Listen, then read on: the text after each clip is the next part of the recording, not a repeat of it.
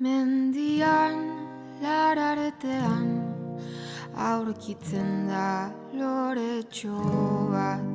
Aurrian umetxo bat, loretxoari begira.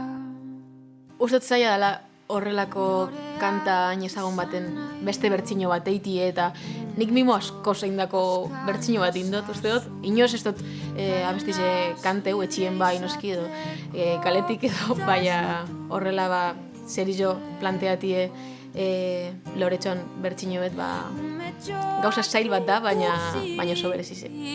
Lorea ezin bizirik, arantzak jandu nahi dizkio, bizi berri bat eman, orduan izango baitu, indarra eta kemena, orduan emango baitu, ugari bere frutua.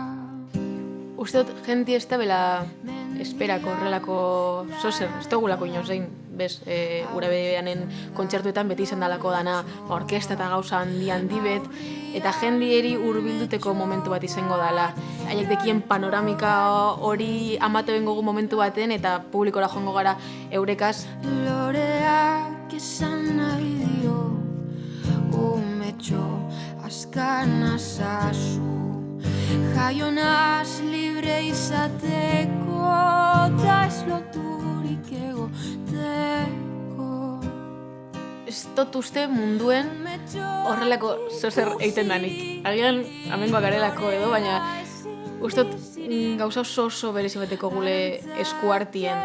Urtero zozer aldetuten dela ikusten dugu edo handiz jau egiten joaten dela ikusten dugu, baina berak eventuek daukan sarma inoz ez da galtzen.